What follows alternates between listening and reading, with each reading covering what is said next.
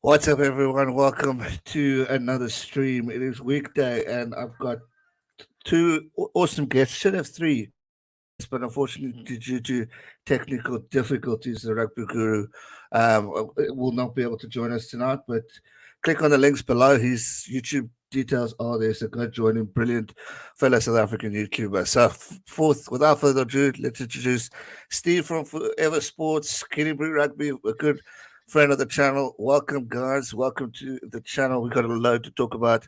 Steve, started off. Just give us an introduction of who you are, what you do, and yeah, welcome to the channel. Cool. No, thank you for having me. So started Forever Sports about pretty much a year ago. Started doing rugby sort of September. Sort of started seeing that there were other people doing and stuff like that. So I thought had nothing to do during lockdown. So it was a bit of a lockdown hobby. And yeah, so we do similar things. We do very much previews, reviews, stuff for rugby, but not limited to rugby. We do a bit of cricket. We're doing a lot on the Olympics at the moment. We'll do football and stuff like that soon. And then we also have been quite lucky we've got access to all the press conferences and stuff like that. So that's something that we also can do. So we get to ask some of the players questions and stuff like that, and actually be able to show people what happens in the press conferences. So yeah, that's what we do over at my channel. Epic stuff, man. Well, good to have you here. I'm looking forward to debating and chatting tonight. SkinnyBru, welcome back. It's good to have you. I think it's the third time around. Welcome back. Good to have you. Let the people know who you are as well, man. Well, I think from the other streams you probably know me, but yeah, I'm also a rugby YouTuber focused just on rugby, not like Forever Sports. I'm not too interested in other sports whatsoever, unless you talk about FIFA or something like that. Not much more than that. I've been doing it for a couple of years now. My attention is mostly on international rugby. So with the last 2 years of the Springboks not having a lot of games, it's been a bit of a bad time, but it's great now to have the internationals, and that's where I thrive. There we go. Well, guys, for those who are watching, the links are down below in the description, so please go show them some love, help grow this SA community, as we are doing quite well as for the Rugby Guru, who unfortunately couldn't be here. We did a stream last week on his channel talking about the first test, so please go check out his stream. It was an awesome debate.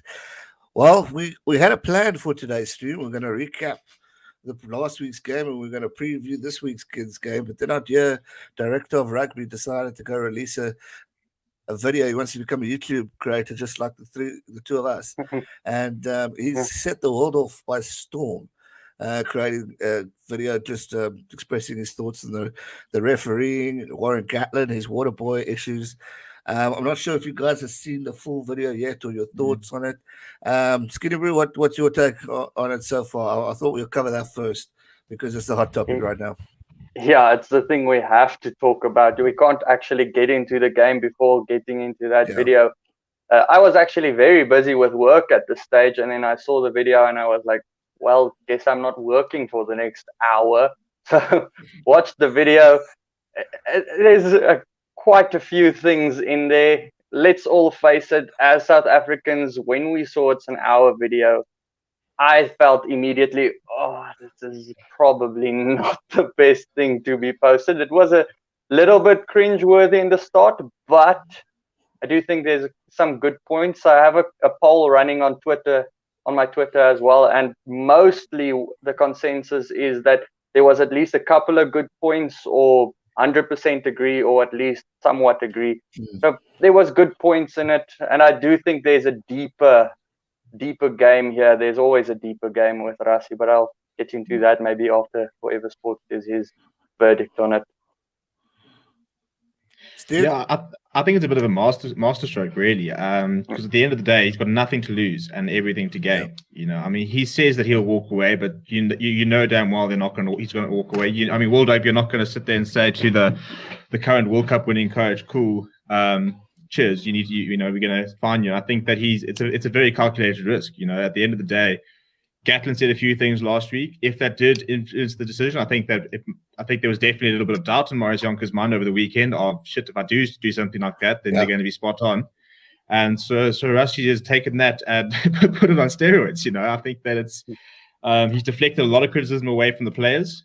Something which he said that he would have liked to have done better during the World Cup. To keep the players out of the limelight and stuff like that. So I think that we're not talking about the players. We're hardly talking about the selection. It's just all on him. And at the end of the day, if it comes down to a 50-50 on Saturday to win the game and we get the call, and it's a result of all this and stuff like that, then in 12, 15 years time, all you're going to remember is that the Springboks won the game.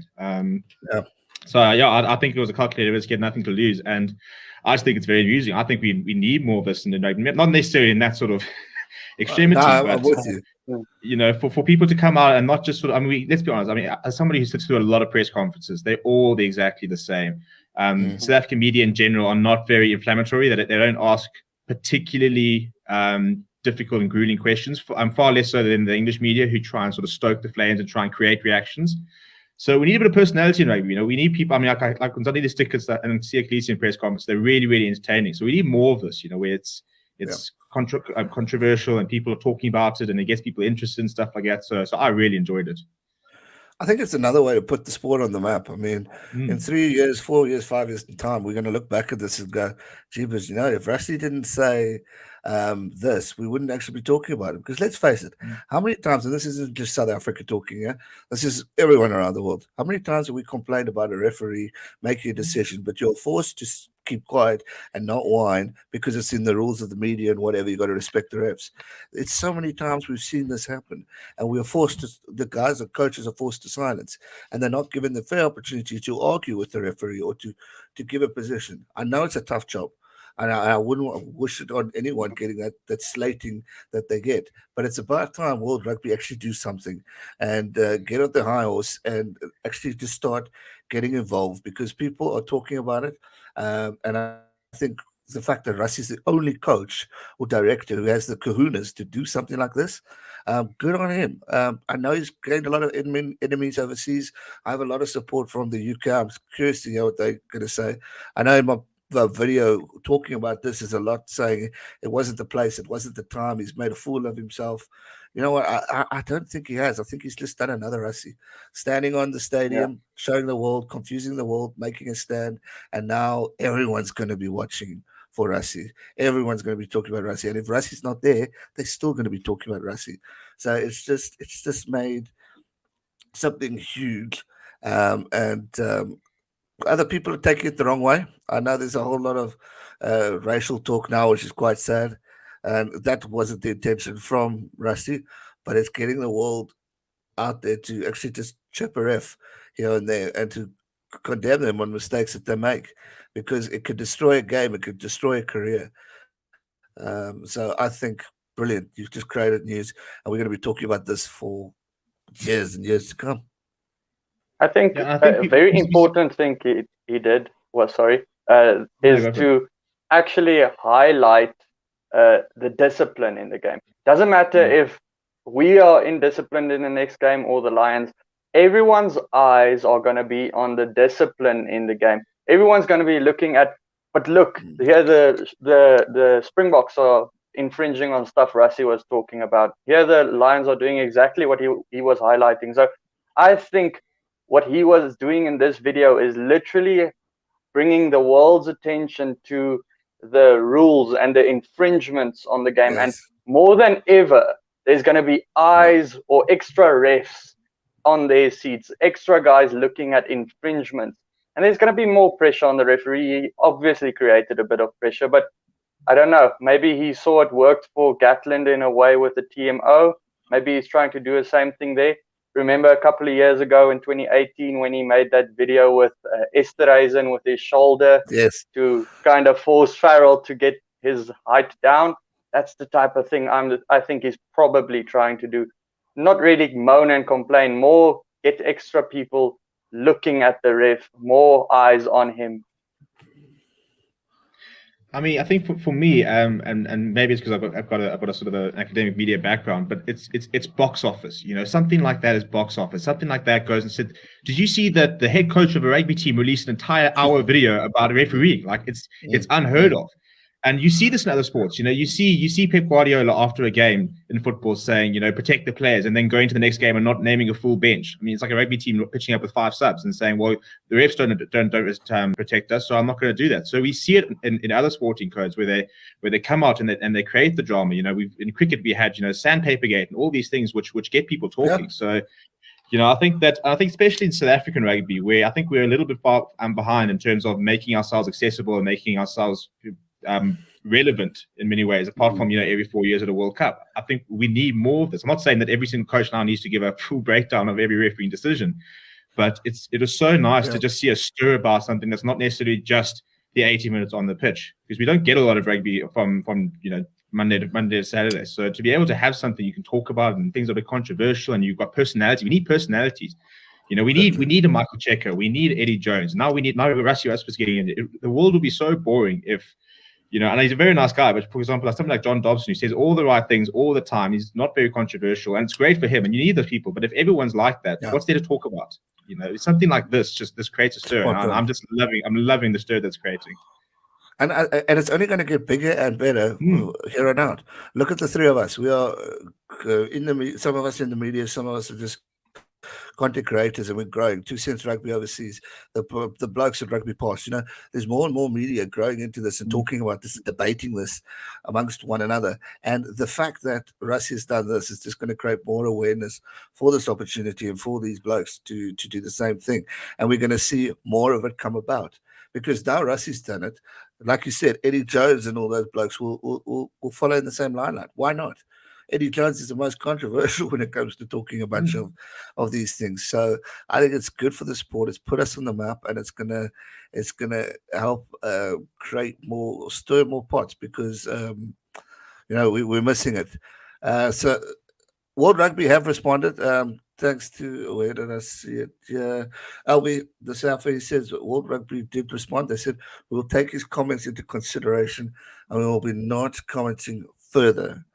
I don't think they're very happy with Rassie. I'm glad. I suppose that they don't know what much to say, but I want to see what they're actually going to fully respond, because technically he's just called you out for doing absolutely squat. So you guys better talk now or later, otherwise we're just going to keep on going for you. And I think World Rugby have been under pressure for a while just to actually start doing more. And I think not even just refereeing, but just in general, they've been so lackluster with trying to grow the game. And we're talking like World Cup formats, we're talking about second tier nations and stuff like that. That they've not the referees not being reviewed enough. Even law changes, for example, starting to go a little bit sort of rugby leaguish. So they've been quite so hesitant to grow the game and try and do things and think more out the box. And hopefully something like this sort of.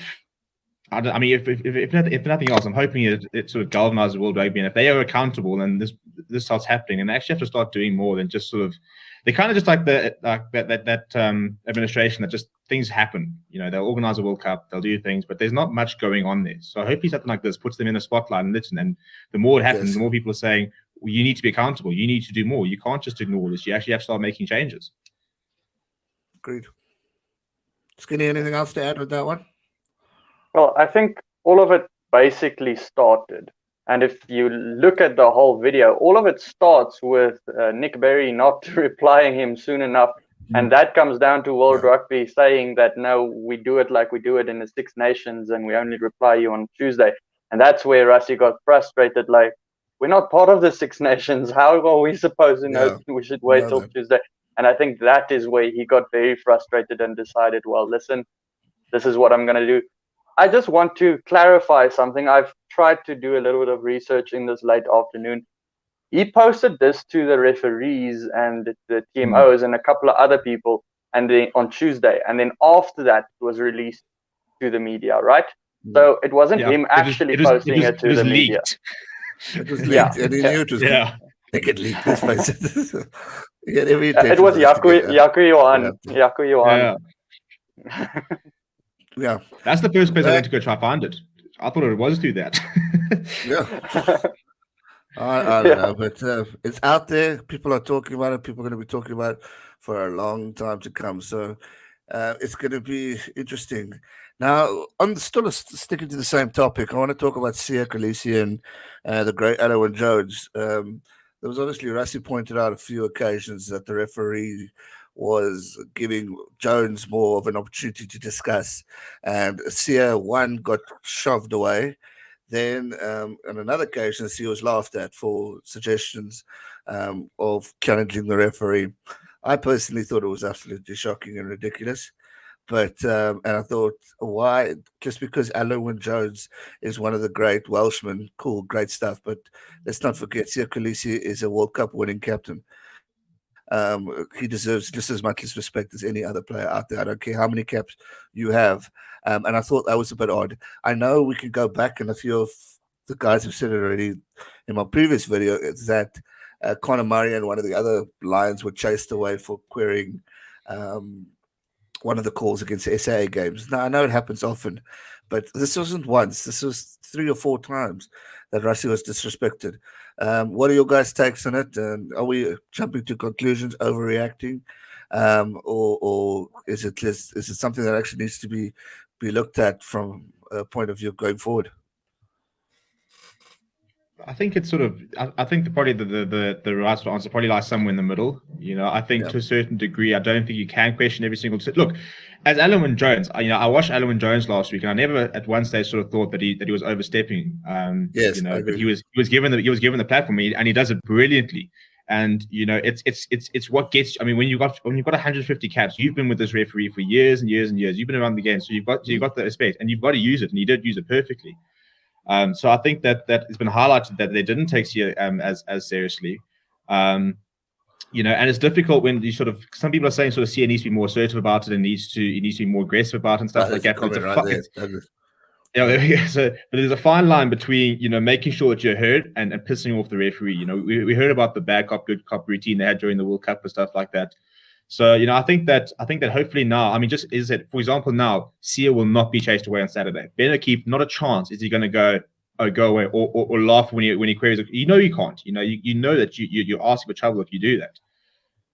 So it was frustrating because I think that he had every right to as Alan Jones was doing, make those calls and make those queries. And I think that he wasn't given the same platform. And I think that, I mean, I don't think that. I'll be hesitant to sort of say it's a racism issue. I'm not sure I'd go that far. I think it's a bit of a stretch. I think it's very much a case of one of the most experienced players of all time who's got that relationship and stuff like that, and who's worked with Nick Berry and who's had Nick Berry as a referee a lot. Remembering that also, I mean, even recently they played a lot more international rugby and stuff like that. So and we don't get Nick Berry refereeing Curry Cup and stuff like that. So he hasn't had a lot of time working with, for example, Sia Khaleesi and stuff like that. So I think Sia probably does need to be a bit more assertive. We know that now he'll have the platform too. And look, if I was him, I would be watching Alan Jones now and saying, right, well, I know I'm going to have that chance. How does he do it so well? What can he do? Because I think there's a lot to learn. And Alan Jones asked the right question and he asked him in the right way. So, and I think if we go back from even SA point of view, and if we really go back, George Gregan, famous for being in the referee's face, he never got carded. So everyone was saying, why not like him? Richie McCaw always challenged the ref's decisions. Even Kieran Reid, Martin Johnson, even though he was one of the dirty buggers, he was always in the face. But even Victor Madfield, I thought was actually brilliant, alongside with John de Villiers, also much in the referee's face. So maybe it's still days Sia needs to just get the confidence to go talk to the refs. But like you said, now that Alan Jones said it, follow his example. Follow the most experienced and see what he does. I don't know if it's a case of being assertive and not having the confidence. I know South Africa does the good cop, bad cop thing when it comes to vice captain, captain. So their whole leadership group is a bit different now without Dwayne. So Dwayne is usually the guy that's a bit more assertive. Sia Khaleesi is the guy like, okay, ref, I understand, you're correct. That he's that type of leader. Now, having your first real test without Dwayne as your vice captain, it was a difficult task for him to have a new vice captain like Andre Pollard. I can't really remember seeing him at all talking to the ref whatsoever. I think that is where the issue actually came. The leadership group, the vice captain didn't actually also step in, because Siya Kolisi is used to having a good cop, bad cop type of vice captain next to him, and that is probably going to be corrected this weekend. And like Steve pointed out, I think the most important thing to come from this video, the next referee, he's not going to ignore Kolisi whatsoever, and that's the most important part. Whether he actually was ignored, whether this is just nitpicking two pieces out of the whole test whatsoever, I don't know, but just pointing that out to the world, the referee won't ignore him in this one. Yeah. I think also we must also take into account if Warren Gatlin or Jones would want to create a similar video, he could probably pick up quite a few things that we did wrong as well. So I think it's not a point of, and I don't think this is Rassie's intention to slate Lions Rugby, to slate Warren Gatlin, to destroy. I think it was a point of view just saying, you know what, we need to stand up for certain mistakes that you're constantly missing. I still feel the TMO needs to have more say. If he's seen foul play and constantly ignored, and the highlights show 50 million times kind of thing, you know, we need to look back at it. They need to question. Sorry, mate, you need to look. About 2 minutes ago, one of the guys was taken out in the head, or picked up and dunked, or tackled late. Can we relook at that? Give your thoughts, yes or no? Or even the captain's choice needs to come more involved as well. So the captain can, like, see if the rest are not listening to him and saying, sorry, I've got a captain's referral. Instead of ignoring me, go check this stuff now, and then he can prove his point like that. I was always been a fan of the captain's referral. I know it's not everyone's cup of tea, but it just gives more opportunity to challenge a referee. And I mean, again, I'll state, I know how hard it is to ref a game against South Africa or the Lions or the All Blacks or England, Ireland. But you know what? Mistakes have been made. And, you know, if we look at what Rassie said about Colby, and we can end it off on this before we get into the recaps and all that. Colby was taken in the air and landed straight on his back. The rule in box smart is you're not allowed to touch the player if he's lying flat down. Michael Vinapolo literally went up and pulled him up like he was a child.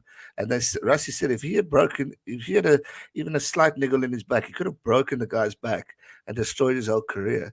I mean, that was something that wasn't even taken into account with it. He was just blatantly picked up. No one was paying attention to the fact that Colby landed flat on, and no one even acknowledged the fact that he was in the air.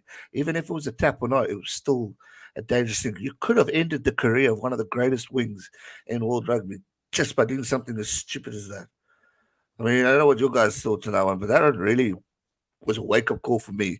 I did not pick that up to that extent, and I knew the box smart rules, but I mean, jeepers, just imagine that.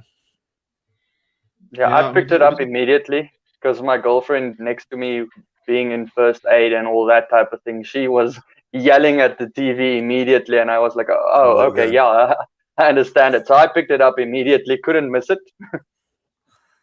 Yeah, I think it's one of those things. I mean, you see it in football and stuff like that, but I think that in it's a lot of English people say that he deserved it because he was trying to milk a foul and stuff like that. But it's just, you know, it is a collision. It is a head collision. We're in a situation or it's back collision stuff like that where, you know, there are currently lawsuits about concussions over the years. You know, there are World Rugby is under a lot of pressure for player welfare. You know, if you tackle somebody, I mean, you shoulder to head, it's a red card. So we've had this massive drive for player welfare.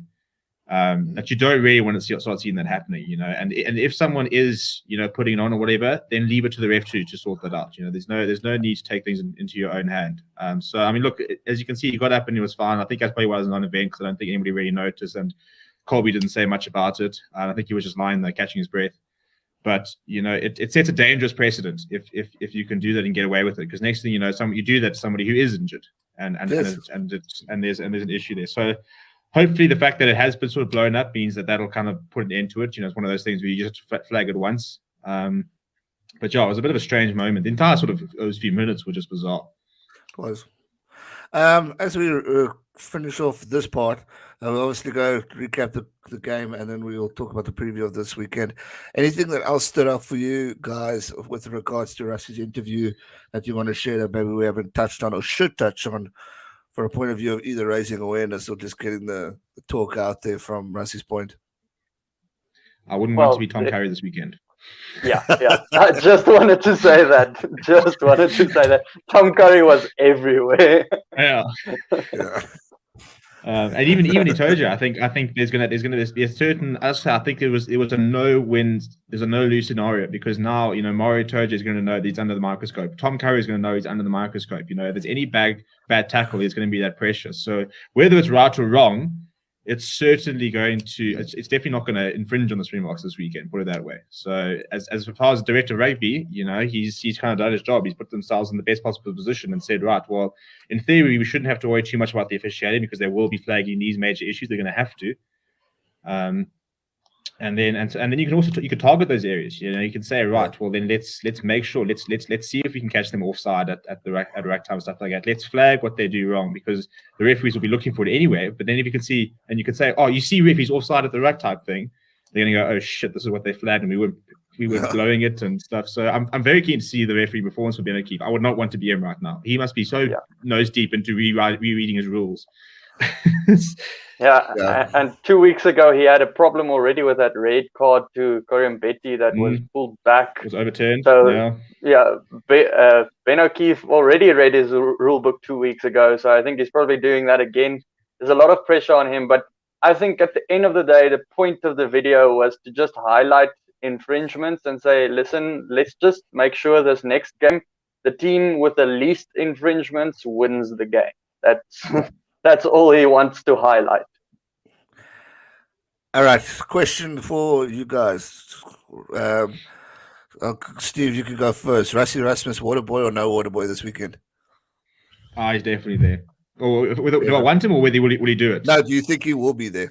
He'll be there. And if Rassie Erasmus type of person, he'll probably go and get a custom shirt printer that just says water boy and like director of rugby just splashed everywhere on the shirt.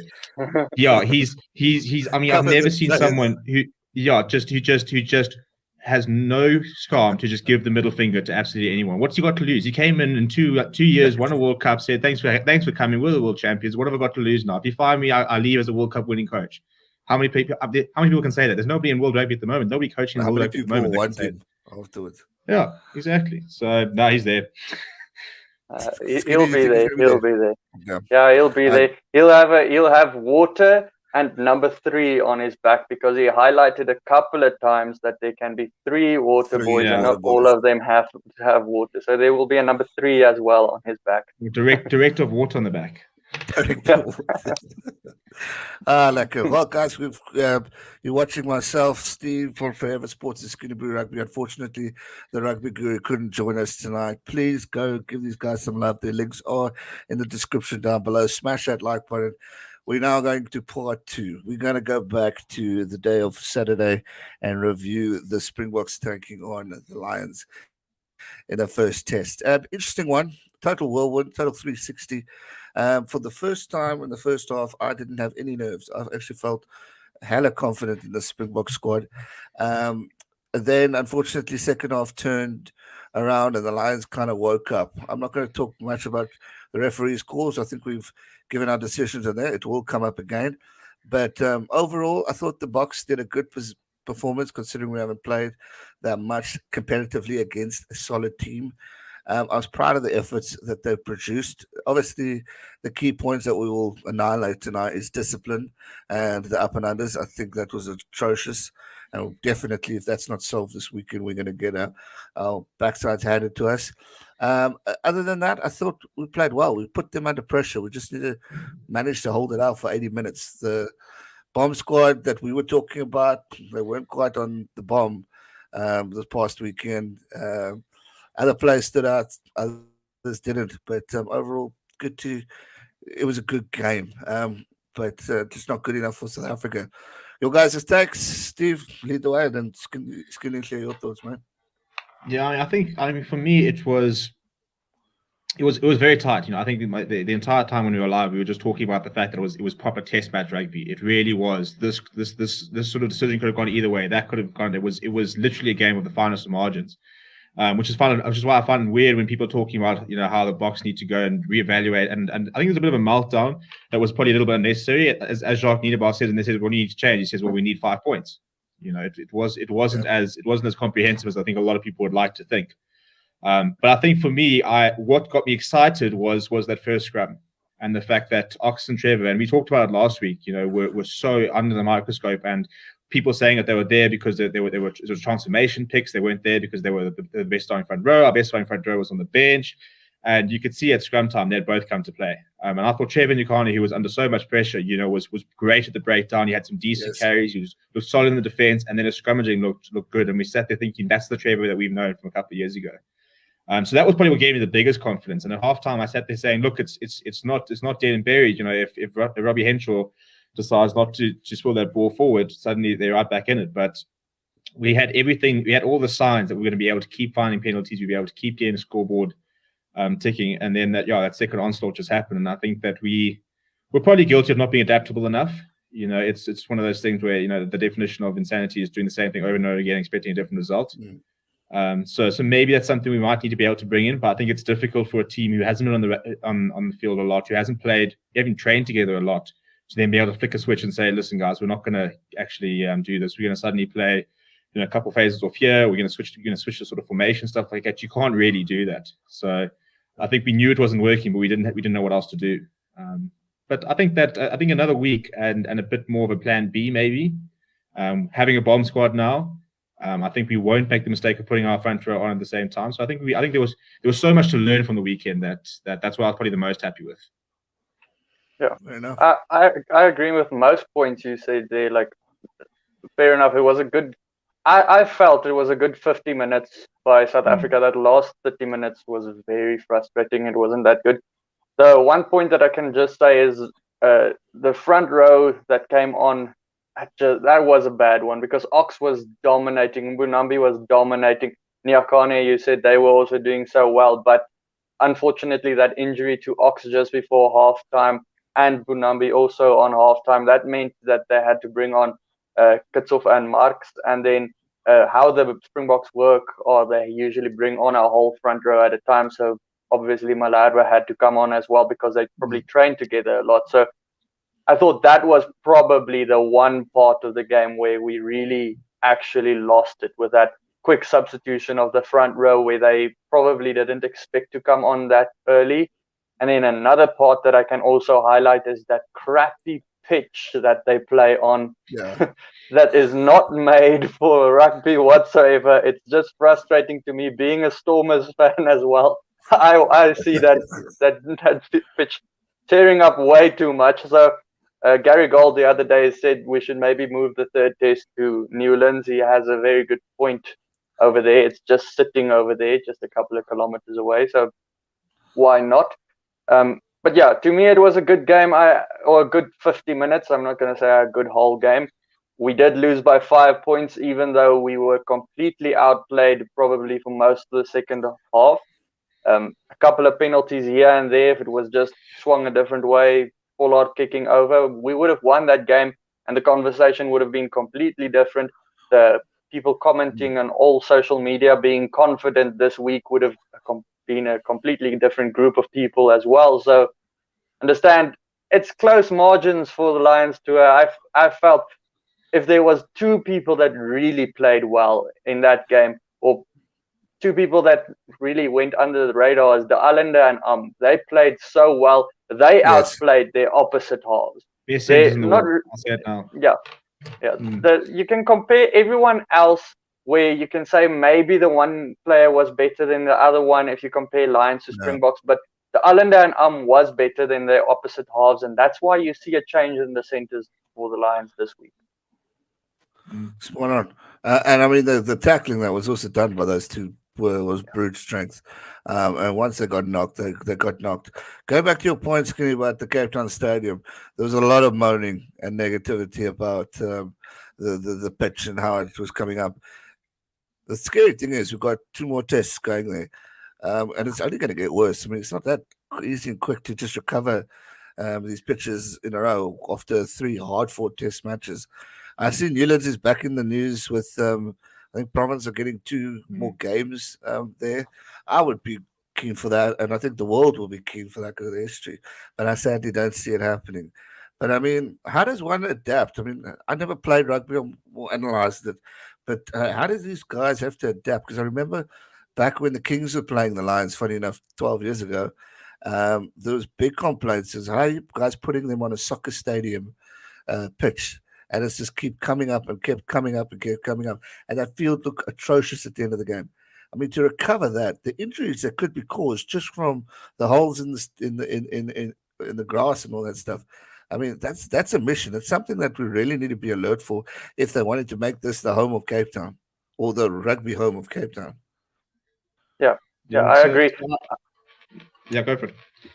I see one of the comments saying both sides played on the same pitch. I completely agree. I'm not saying we lost the game. No, we're not writing about that. I don't want the pitch. I don't want the pitch for the next two tests because it's frustrating, especially because they say in the next week for the third test there might be rain in Cape Town as well, and then they're gonna play on that pitch. It's gonna be playing in a sand pit in the third game if they play like that. And you prepare a game completely different like that. You can't really give it to hot steppers like Colby, because if you watch the Western Province play, they quite often they just can't step. The players can't get their steps through, even though they have hot steppers. You need a little bit more of a run up to get the gap.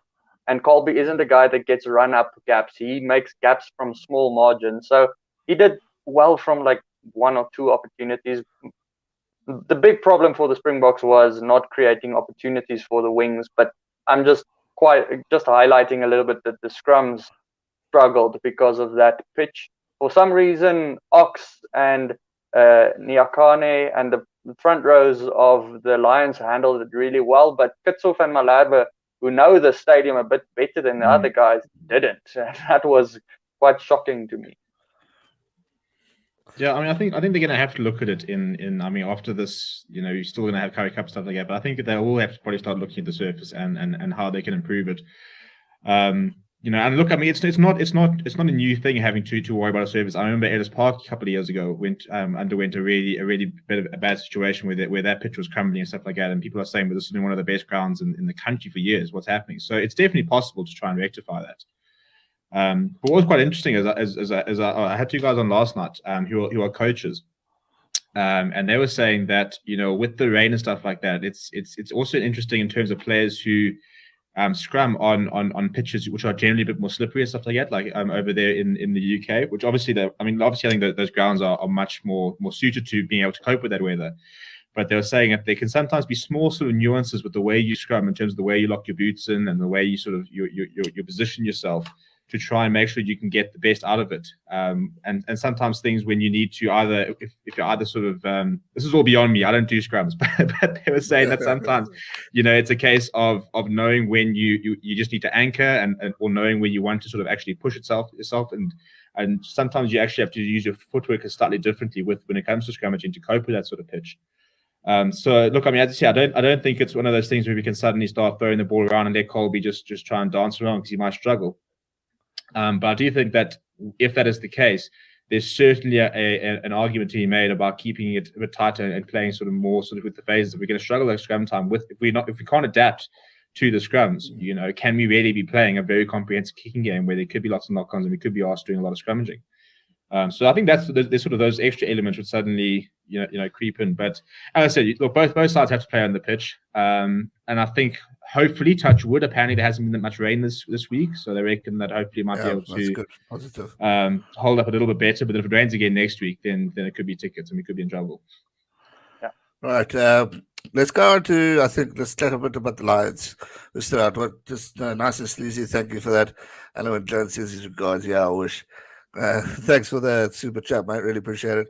The Lions, they really did also. They showed up in the second half, produced the goods that they needed to. I thought that Ali Price was all over the place. I know I wanted Conor Murray in, but I think he stood up to the occasions in certain things. Dan Bigger, I thought, was also brilliant to the occasion under the pressure. Like you said, we outdid their centers, which was outstanding. Anyone particular from the Lions that stood out in a good and weak way for you, gents? For me, I think I was so impressed with Alderman Jones. Yes. Just didn't look like he'd been away. And look, and I think, and what I was saying, I'm not sure if I said it with you guys last week, but I was saying that he's someone that will never let you down. He's never going to be a liability on the pitch. I thought once again he was, he just did his job, and he was very good with the referees. I thought, and you could see he always kind of knows what to say when. Apart from that, I thought that Jack Conan goes under the radar a lot. Warren Gatland mentioned it, that he does everything right. He won't drop a ball, he won't slip a tackle, he's going to the high ball and stuff like that. So I thought that he was very good, and I thought that back three outplayed our back three. So I know a lot of people calling for Josh Adams, and a lot of people saying that Liam Williams should be instead of Stuart Hogg. But I thought that back three for them, he also didn't have a lot of opportunity to run with the ball. But were very good under the high ball, were very contestable, put us under a lot of pressure. Stuart Hogg almost had that brilliant try-saving tackle when he was holding up Marcus Pimpy over the line and before it slipped back towards Faf. So, I did a combined team on Monday where I said, which players, were the best from either side. And I think I controversially managed to fit about 6 South Africans in, which were the centres, P. Steph Toy, because I'm not having Curry, who single-handedly conceded 6 points. And I started front row. But after that, I thought that it was all Lions. I thought their loose trio was largely better than us. I thought Ali Price was very good. Dan Bigger, maybe not a blockbuster performance in terms of flair and stuff like that, but he's so solid. It's just those centers, which I think that, and they've realized that, which they didn't really sort of feature much. If you can put the game down to a couple of players that won it for them, I'd say Itoje, he played really well. Yes, that one was a little bit, you don't really know, but he won it for them in a crucial place there. He won the ball. Courtney Laws played brilliantly. I didn't think he's going to play that well on number 6. He played really well. Price at number 9, that's one of the guys I highlighted last week. I think all of us highlighted him as maybe a place where Murray should have been in. He played really well with his box kicks were on song the whole time. And then Vanipola, when he came off of the bench, he just dominated the scrums as well. So those were the 4 guys that really played well for me. If I have to say the back 3 for the Lions probably dominated our back 3. They outplayed our back 3 again. Maybe if you say like Van der Merwe, he was never out of position when it comes to defense. He was always in front of Colby. He never left that side of the field. I think if you had to track his movement, he was just down the 5 meters of the park the whole time, never moving away from the sideline. On the other hand, Watson, his defense, if you do watch it back again, he was out of position a lot of times. So South Africa could have capitalized a lot on that. They did go around that on the left-hand side a couple of times. So Watson might still be a weak point for them on his defense, but his attack, he was dangerous every single time he had the ball for them. South Africa had to kind of run around, and they missed a couple of tackles every time he had the ball. Yeah, I think spot on there. And as we go into that second test, let's bring up the starting lineup for the Lions. You got Hogg obviously in the fullback again, Watson, Harris, Henshaw, the big man, Bigger, Murray's back, Vanipola then starting off, Curry Dickey number 2 for long, Itoje, Wyn Jones, Laws, Curry, and Conan. We're talking about it to Skinny, and there's Watson in there, so it's going to be interesting to see how he does in the defensive line. I know we were talking Ali Price. I know he's on the bench, positive player, and he really did well. But I'm excited to see Conor Murray back. I think he's going to give Faf a good pressure because they both play in a similar way with the type of box kicking that they seem to love and do. And Conor Murray is the king of that. And I know a lot of the blokes are saying he's past his sell by date. He shouldn't even be there. But I think watch out for him. He could perform. Wyn Jones is always the scariest out of the lot. The way that guy's just been a miracle player to come back. But Curry, another one we've got to watch. But another a good squad. I again would have gone with Owen Farrell ahead of Henshaw, just from a leadership point of view, just to tense up the South Africans a bit. Having Farrell there, I don't know. I'm pretty much the only one who really goes now, but I just thought he could be another threat to South Africa, another backup kicker. a player who can really attack the ball and attack the line as well. I would have had him in, and so that's probably my two, or my one would be maybe Farrell, giving him a go and seeing what could do. But what's your guys' take on the starting lineup? I think that I think there were quite a lot of calls for people asking for Bundy Aki to get a go, to try and counteract the hard hitting nature of Damien de Linde and just sort of do brutality versus brutality. So they're showing a lot of faith in Robbie Henshaw, and I think that that they're waiting for that Six Nations form to sort of come out. But I think that Harris is a master pick.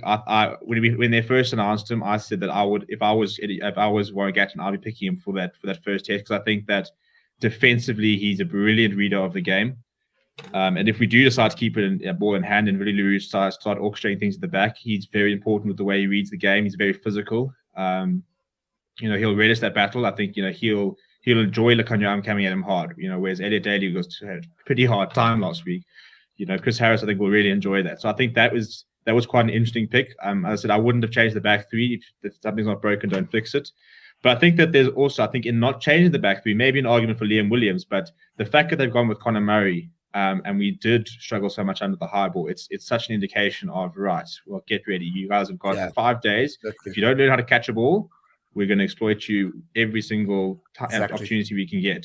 Old Trezen Colby's job's not getting any easier. He's going to have fun over running and smashing into him every single time. And I also thought that they did very well to they kind of sort of exposed Quokka Smith quite a lot with the high ball, which I think is a lot down to, and Jacques Nienaber accepted it yesterday, where he said that they didn't really plan for it. He's one of the smallest guys in the field, and they let him just take high ball under high ball with Duran van der Merwe, who's built more like a blooming eighth man than a wing, flying at him. So I think the picks they've made are very indicative of what we'll see this weekend. I don't think he can have any complaints. He's kept a lot of people who played well. The big controversial one is Murray, but I think that Vunipola was an easy pick, and I think Harris was also a pretty easy pick. Yeah, I think you hit most of the points there. With Vunipola coming in, I mean, what he did from the bench was stellar for him. Who would have thought, actually, before the tests, that Vunipola would actually start a test for the Lions? I didn't think that, but he is hitting form at exactly the right time. Conor Murray, I think this is the big test. This is a big test where your leaders are supposed to stand up, and that's why they probably replaced Price with Murray, because they need a little bit more experience. They need one of their leadership group players to be on the park for most of the game, which is a big reason for him to be on here. And his box kicks are probably going to be more on song as well. Though I think the Springboks are going to be pretty much like the old Springboks under the high ball this week around, again with Visa being our number 8, being more of a Dwayne Vermeulen size guy at the back catching the ball. Quokka Smith was under so much pressure there. Then Bigger at number 10, we might not see him. I don't know, with the HIA stuff. There's still, even now on Thursday, we're not sure whether he's playing or not. There's this whole thing hanging over him with the HIA protocols being now a lot longer than it used to be. Number 13, Harris. I think when I highlighted previously that Watson, his defense was poor, a lot of it could go down to Elliot Daly at number 13 probably being exposed a little bit and shifting in too much, being one of those versatile players. I think picking a guy like Harris being very powerful on defense as well will put a guy like Watson back on his wing as well. So that left wing might not be as open as we had it last week. And especially if they kick it to us to carry it back, Harris is the type of guy you wanted, especially if a guy like Visa does get it in the backfield and start running at your wing/center. You probably want a Van der Merwe and Harris in front of him instead of a Daly, because I mean, we know what he can do in the Premiership. No, spot on, Glenson. I think it's going to definitely be a force to be reckoned with. But I mean, if you look at the bench, I mean, there are names here that are just also pure class within. I mean, Byrne, Rory, I mean, Owens, there's just it's a great squad from the Lions. I do feel sorry for Bande. I think he could have had a good opportunity to do something different, especially in the second test when you're not quite sure of what could happen or what's going to happen. It's anyone's game to play for, but I think, like we said, Conor Murray already being into the mix with the up and unders is definitely telling South Africa watch out. But again, not much to really criticize here because it is some good names. I know a lot of the guys are talking about Falatau. There was word on him, but overall, I think another interesting squad for us to really play against. And at the end of the day, it's going to come down to this bench. This bench is going to either make or break because we saw them come on and we saw the second half for South Africa turn away a bit. So it's going to be interesting to see how we approach these blokes at the end. Yeah, I think I think Falatau's an interesting call. That's you're bringing on a really good ball carrier and a really physical presence, which is quite interesting when you think that we could be bringing off Jasper Wiese, we could be bringing off Akasi Kalisi or Eben Etzebeth and bringing on Marco Staden and Kwaka Smith. So it's quite interesting, sort of that sort of element, the fact that they're bringing on, Tyke Bird and Falatau, two big, strong ball carriers, and we're not bringing on big ball carriers at all. We're bringing on sort of very much breakdown specialists, but I think and still hoping to have that sort of trying to inject a bit of pace into it. So I think that Price is an interesting one off the bench. I think that he'll take so much confidence off last weekend. I think maybe if he had been named on the bench last weekend, I would have said that it might be a bit of a risk just in terms of the way he plays. He's not as solid tactically as the other two. Maybe you could make that argument, but I think he's grown so much in this tour that you can't drop him. And I think again, Owen Farrell brings a lot of composure. I'm slightly surprised by Elliot Day. It'll mean that he's been involved in every single game the entire tour, which is quite uncharacteristic for any sort of player to do that.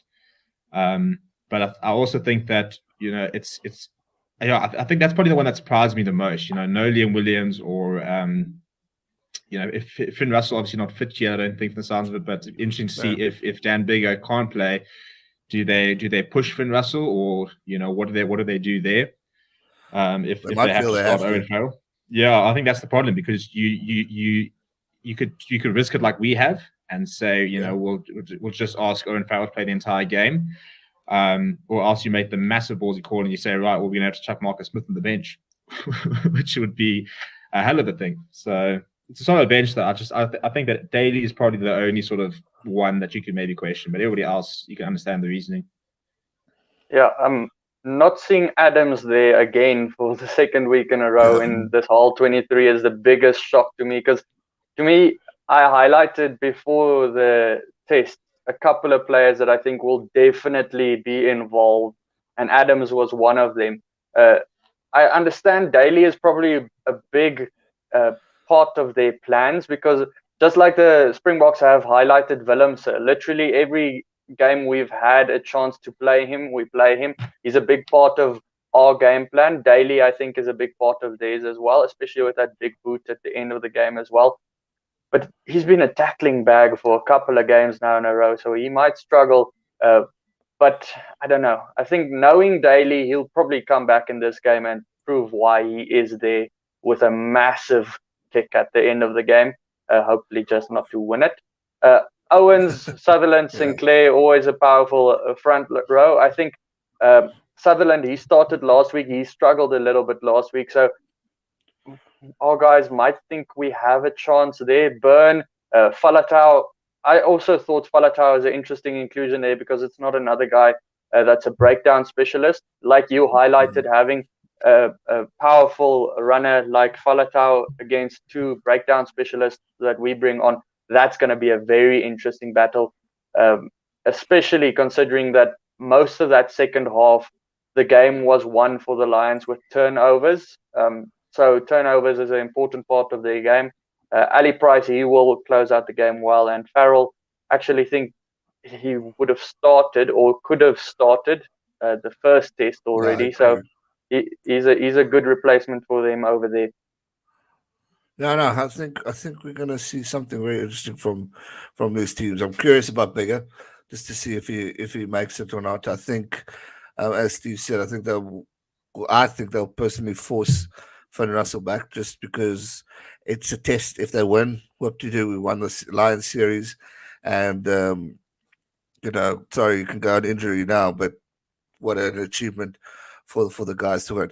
I see a lot of questions asking about the Rassie incident. We have covered that. We covered it the first half an hour. So once we are done, and this turns into a video, you guys can catch up on it. I'm sure, and also I know Steve's done a few videos and has got a stream later on it as well. So make sure you tune in to us for that, so you can just keep track. Trust me, this Rassie thing's not going away. So we'll be talking about it for a long time. All right, that is the Lions done. Great squad.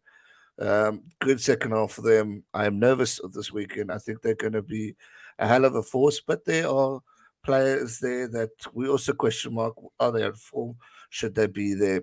Now let's go to the boys. Guys, you're watching Steve from Forever Sports, SkinnyBru Rugby. The links are below in the description. Please go give them some love. They're fellow South African YouTubers and the community. I'm so proud to see that was once just a few of us 4 or 5 years ago is now growing. So go show these guys support. They deserve it. They cover it all. Springbok squad, man, alive. It's good to see some players there that we saw last week, even. But just seeing a Springbok squad gets me excited. But again, nothing really to moan about. I know everyone was talking about Visa, Kwaka. There's always going to be a debate there. But I always say, go out and shine and prove critics wrong. I'm so happy to see Kitsoff and Malhaba starting. Like you said, Ndikanya and Ox did phenomenal last week. But going in with this brute force at the start, I'm happy with. I think it's an opportunity for these guys to redeem themselves from not having such a pretty game last week. And it's an opportunity for them to shine. It's a bit Mostert, man. Interesting opportunity for these guys. I mean, what was it? 3 lineouts South Africa had.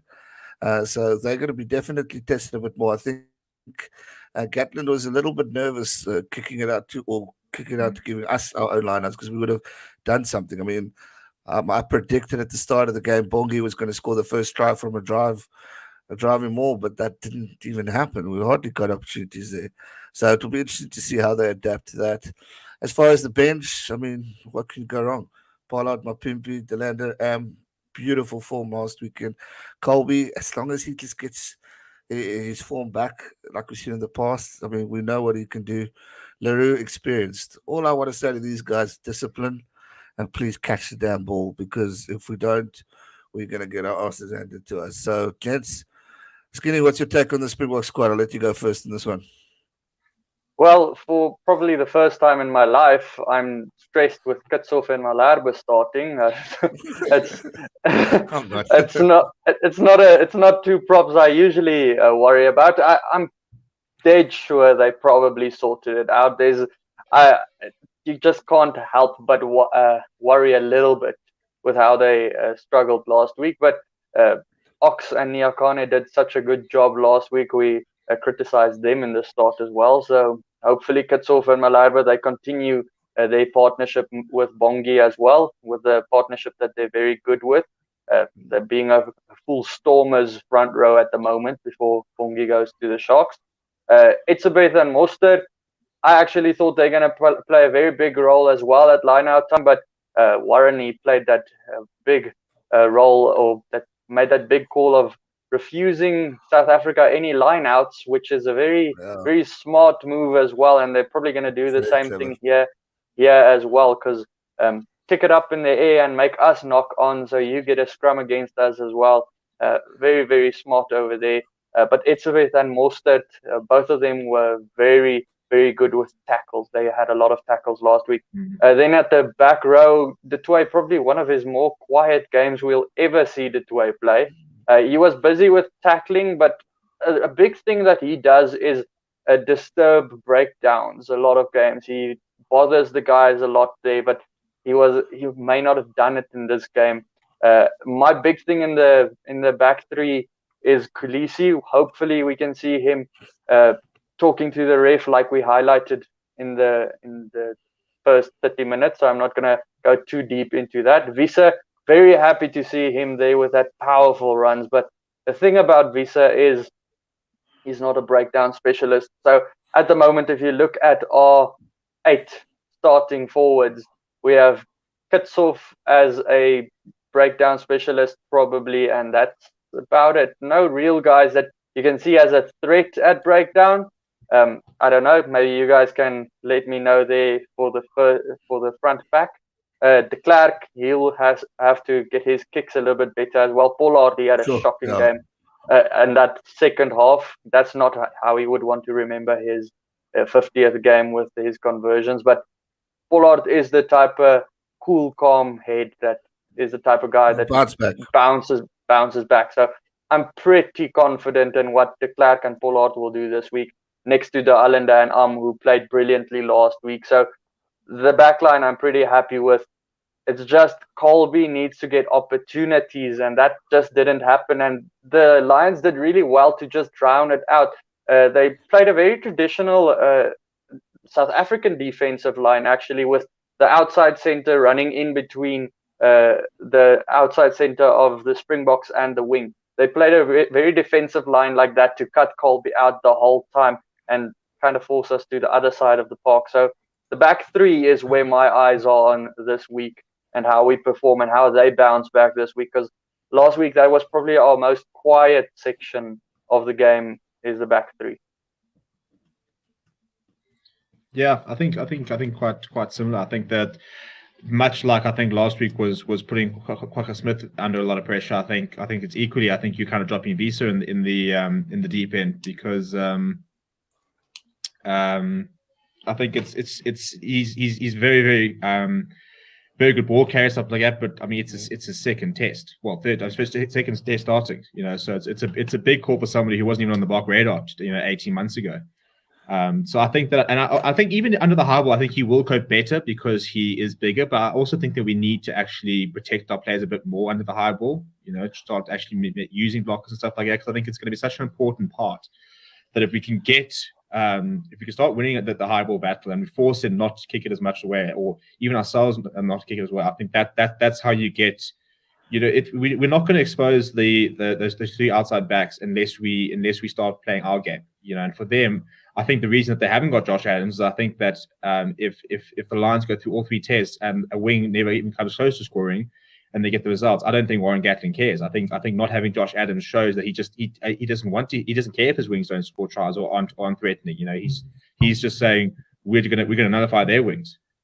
So I think that we need to try and play our game. And I think that, as I say, I agree. I think Etzebeth and Mostert were really good last week. We want to see more Lions for them. I think especially Moster's just playing some tremendous rugby at the moment. He just can't do anything really wrong. He's making all his tackles. His line work looks superb. I think we're going to have to ask Imanambi to do more breakdown work. I think he would be the only one which I'd think because Khaleesi, Totoya, Visa, they'll hit rucks, but they're not going to get their hands over the ball. So I think they might just say to Bongi, listen, I know it's not your greatest strength, but you're going to have to try and help our kids off this weekend. The back three, I think Billy's very important. So I'm hoping that we can get the ball out to him a bit more and try and bring our wings into it. Even trying to, what I'd like to see? I'd like to see us more using the end as a crash ball, one pod, and then going to Pollard and going to and because the Kanya can get anybody into a game, So get the ball to him. He's got the distribution game. I also hope that on the attack we see, if we want to get our wings into the game, we also need to see, probably to a less extent a Visa, but I'd like to see Khaleesi sitting on the flanks a bit more on the attack. He's also got quite an intelligent offload game if you want to start splitting people around the park. So I think if we can keep the ball in hand a little bit more, I'm not going to say that we need to sort of ditch the kicking game. We've done it to really good effect. But I think we probably just need to be a bit, we'll talk about it last night. It's an interesting idea, the fact that you talk about the earn the right to go wide. You almost need to earn the right to kick. Have a couple of phases, suck in a bit of defense, and then put in a kick where you can make it really competitive, where you can get some good ball carries, where you can put them on the back foot. Because sometimes it felt like even when we were kicking, we were just putting ourselves on the back foot. So I think Pollard needs to show up, as does Faf. But I think it's a team that's good enough to win. We know it's a team that's good enough to win. Yeah. It's whether they can pitch it up and put it together. I think Kitsoff and Malherbe, I think something like Frans Malherbe is probably a much better starter. Yes, I agree. He's not going to come on and cause issues at the breakdown, be a big physical ball carrier, make some really big tackles, which I think Vincent Koch and Trevor Nyakane probably suit more. So I think that those two starting is probably a better idea in terms of the impact. I think we set this up to have an impact off the bench. So these guys need to just get us either in the lead or put us level at 50 minutes, and then we've set up a bench to come on and try and make a difference. So let's hope that we can actually do it. Spot on. I think, the key points for me is I just hope we do a lot less of the kicking, because I just find that wasn't our strength. We've done a few mistakes like that in the World Cup as well, until we got England, and then we started playing a totally different game. We've done it I said it to 2 cents just the other day as well. When we start running, we shock players, we shock teams, and we can do it well. Like we said, if we get the ball out to the right players, great stuff. Then I just feel we're more under pressure and put these guys under strain, because they're so used to, Faf's got the ball up and under. Pollard's going to probably chip it. Villy's going to chip it. Whereas if they run it, they're like, oh, shit, now we need to get into place. Too late. They're already there. Scored a try. So I want to see more of that. If we go to the bench, obviously, we got Marks there, got into Kanye. I mean, he had a good game last weekend. Koch is back in the squad because of Ox's injury. Lot de Jager van Staden is in the squad. Smith, Yankees, and Willemse. Take on that, Steve? Good bench. Well, if we lose the breakdown battle in that last half an hour, I will stop watching rugby. If you put on Mark Hippenstall and Kwaka Smith, Malcolm Mark, and you lose a single breakdown, I'm done. I think that's a very interesting pick, the fact that we've got 3 world-class fetchers that we can throw on. Even Trevor's very good over the ball. So we've got people that are very, very good at the breakdown, which I think will hopefully either help with securing possession or stealing possession, or making sure in the last sort of half an hour we've either got a lot of possession or else we're making some key steals in their half. I think that it's Trevor playing loose head will be interesting. Hasn't played internationally in a while, but I think he's very, very experienced. I mean, he's been there, he's done everything. So and something that somebody said last night was saying, sometimes the experience of playing tight head means that you think like a tight head. So now you're going on tomorrow as a loose head and you think, right, well, this is what this guy's going to try to do to me. How can I counteract that? But I also think that he'll have taken so much confidence of last weekend, and I think that he'll be fine. I mean, Vincent Koch, Malcolm Marks, we know what they bring. Lewitt probably want to be a bit more physical than we saw last week. It was his first game back for a while, so let's hope we see more from him. But the one thing I think it is massive is I really, really like how Rassie and Jacques are backing Herschel and Damien. I mean, Herschel we were talking about it. The guy I had on last night was playing Varsity Shield Rugby against Herschel Yankees in 2017. And he's won a World Cup. He's on the bench against the Lions. He's and the championship. So he's very, very young in his career. He's only sort of 2 years into barely 2 years. He's technically into a second year of international rugby. Damian Willemse is 23 years old. He's been around a while, but he's 23 years old. So I really enjoy the fact that we haven't gone with the safe options. We could have gone Alstat instead of Kwaka. We could have gone. We could have gone with a 5-3 split, and we could have gone Kobus, Reinach, Mornay Day, and France Day. And we could have been very safe. But I really like the fact that they've gone and said to Damien, listen, we're going to back you ahead of the guy who won us the 2009 test. We're going to back you ahead of the guy who's won 2 World Cups. We believe in you. So I think that's some big showing. I like it. Whether it's the right call, I don't know. But I can't not like, 2 really talented players being backed in the biggest game of their careers. Yeah, I must say I was quite nervous of that one with Phillips, but I agree with you. Putting it that way, it will give these guys a lot of confidence and will give them the energy to build and to just gain more motivation, having faith from their coaches like that. My option, I was happy with Yankees. I wouldn't have changed him. I feel for you, Reinach. I did think he deserves an opportunity maybe in the third one because he's been quite solid, but I would have gone with Mornay Steyn for the safe option if we run out of kicking or something happened to Pollard, because everyone's saying, can Willems handle the pressure of being number 10? But there's a lot of talk now with Colby. I heard a rumor saying Colby will go 10, Willems will play around somewhere in the back or something the other way around. Colby go fullback even, because a lot of people are dreaming for that. So we do have options if the shit hits a fan.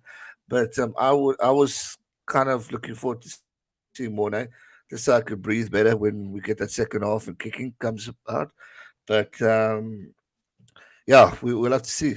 Good on Yankees and Phillips. I hope the confidence goes through them and that motivation of the faith from the coaches just electrifies these guys to take them on to the next level. SkinnyBru, what's your take, bud? Yeah, well, you summarize it kind of there with that back three options, or with Colby, Willems, and Yankees. All of them offer a bit of versatility, and that's what's important with them. Colby, you can slot him in at the wing, fullback 10. Willems, 10, 12, 13, 15. I'm pretty sure he would make a very good wing with that massive step of his. And Herschel Yankees, he played a lot of his age grade level on the fullback and wing as well. So there's a lot of versatility there. I'm just very scared for when it comes to conversions. When they do decide, okay, Pollard missed 3 now, maybe we need another kicker. Willems does not kick that well. He ran at a 50% conversion rate for a long while with the Stormers as well. So do you rather give it to Colby because he gets the conversions for Toulouse a lot of times? So I'd probably think maybe they'd give it to a more senior player in the team like Colby to handle the conversions, and just let Willems concentrate on the versatility aspect and concentrate on filling those roles. So I think that's probably that they'll go for. Faf can also kick at goal. He does it a lot of times. So I don't think we'll see Willems going for conversions this week. I don't know. I could be dead wrong. One guy that would have been nice to see there is a guy like Frans Steyn for his massive boot, but that's probably the only reason why you would have him there, because at the moment his form isn't that good. The rest of the bench, there's quite a few things that when I looked at the bench, it was like, this is interesting. It's exciting, but it's interesting. Nyakane going to the Lucid is a very interesting one to me. Like you guys said, it's on international level. We haven't seen him play there lately. So I really hope he performs there. Hopefully it's not one of those situations where Ninaber looks at Rassie and asks, like, can he play there on the loose head like he did with Koch? So I'm hoping for the best. Koch, we know Koch. We know Koch can do it. So Marks, Van Staden, Smith, Nyakane, that breakdown specialists, and like I highlighted now. The Lions won a lot of their game with breakdowns. They won a lot of it by turning the ball over.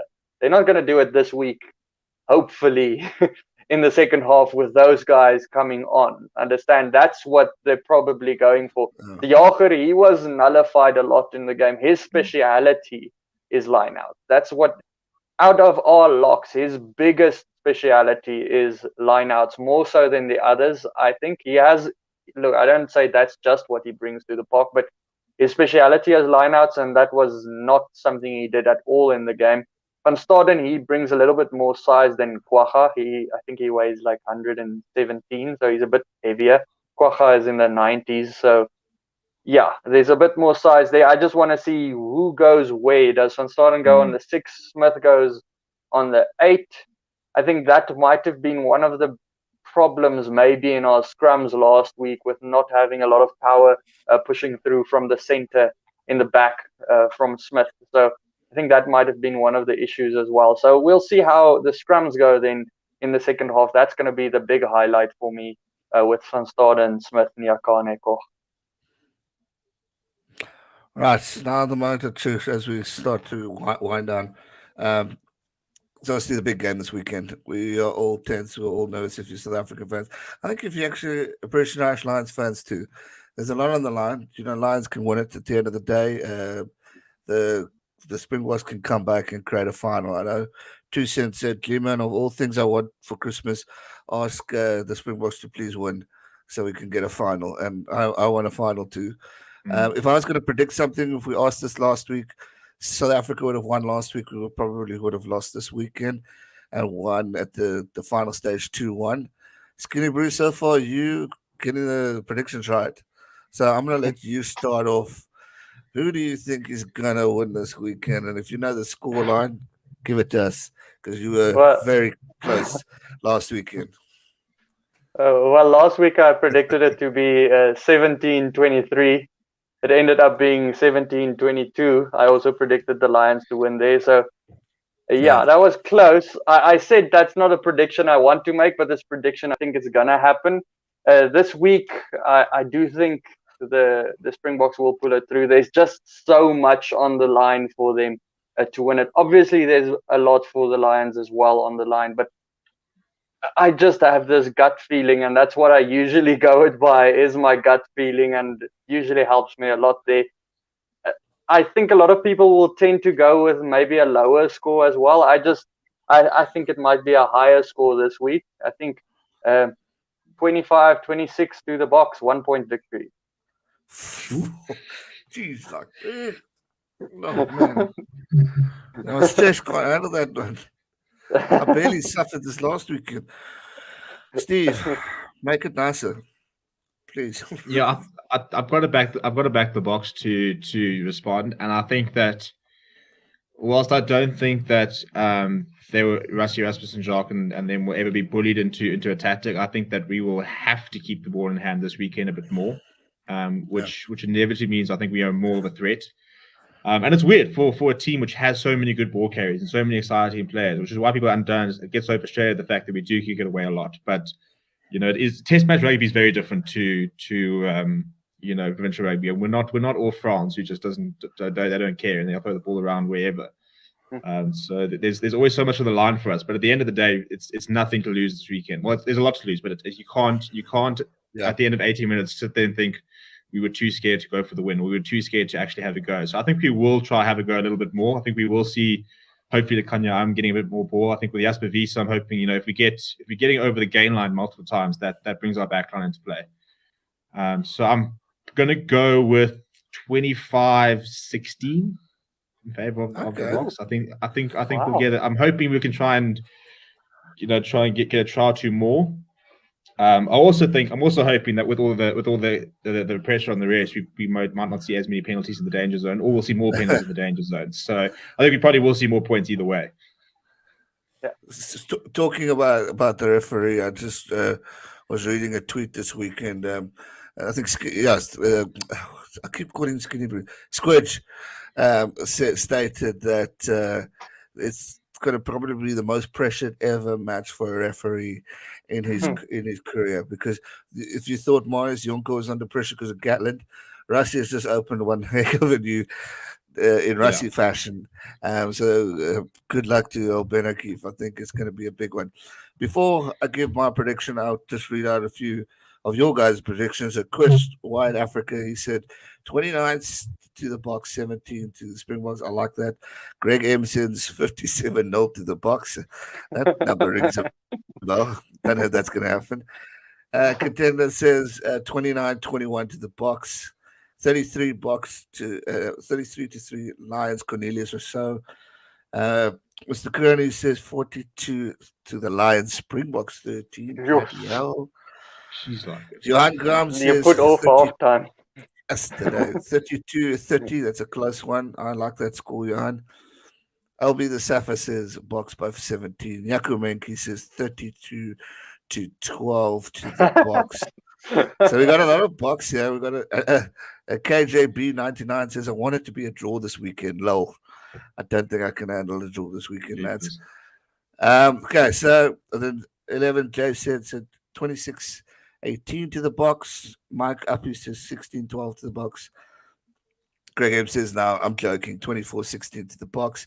I'm going to go 32-26 to the Springboks. It's going to be a hell of a game, but I feel discipline is going to be on alert. I want to see tries, less kicking. Again, I don't want to see. I hope the weather's good. We've had no rain, so let's stay that way. But it's going to be a cracking one. Chester, who's a loyal friend of most of us on our careers in YouTube, 24-10 to the Lions. Come on, Chester. Grant Swartz, 25-20 to the Boks. Joe Bro says TMO, 23-17 Boks. And so TMO decision to decide. Jeez, cracky. Kind of that. So then Carl Shivers. Then it says 24-20 to the Lions. Very mixed. A lot of boxing. Good to see. But wow, what a talk, what a chat. So much has happened in the past freaking out 12 hours for us rugby content creators. Rassie Erasmus, I do want to thank you for giving us content for today. You have made the stream a lot more interesting. You've made our views go up for creating other videos, not just previews. So yeah, if you guys missed that debate, we spoke about it earlier in the stream. So as we sign off, you guys can check it out. Please go and join and check out Steve. He's actually got a stream at 9:30. So go check him out. Also talking about, I think, what is your title? Rassie said I said Rassie Erasmus declares war against World Rugby. That's going to be a good one. So go check out that. And then SkinnyBru, a long-time friend of the channel. Go check him out. Their links are below, as well as to the rugby guru who kicked us off last week. Shout out to him. Unfortunately, he couldn't join us due to technical difficulties, but we will definitely have him back on sooner or later. And hopefully next time we'll see us on one of the other Glenn's channels next week as we keep this going. So from my side, all the best to the Springboks and the Lions. Keep calm, keep patient. Let's forget about the negative side and go back to the sport we love. Let's discuss sportsmanship over the weekend. Just wait 2 seconds. Just wait 2 seconds. Wait 2 seconds. I just want to congratulate you, G-Man, on going on that stream, the Springboks channel. It's a very, very big achievement for any YouTuber. Just to have to bring that in. For South African YouTubers, I think both of us are proud of you. You should really enjoy it. Talk for all of us as well, and ask the questions or answer it like we would have as well, and we'll enjoy that as well. Squidge Rugby is just before me, so YouTube is not South African. Represented it. Yeah, no, but it's good to see the community going. But I will definitely give us SA Boykies a good go. So thanks for that. I appreciate it. For those who don't know, I'll be joining the Springboks Saturday show on Facebook Live and YouTube with Radio Raps and Sylvan Gisa, two legendary comedians and South African icons, as we talk about the game beforehand. So that's going to be a big thing for me. And then obviously we'll be live streaming, so keep a lookout for that. I know Steve will be doing it. I will be doing it. The Guru will be doing it. So come give us some support. It's going to be awesome. So having said that, guys, have a great week. We're almost there. Big game. Good luck to both teams. Go South Africa. Lions, I wish you best of luck, but I think we've got you this weekend. Keep safe. And never give up. And we'll see you guys soon. Cheers.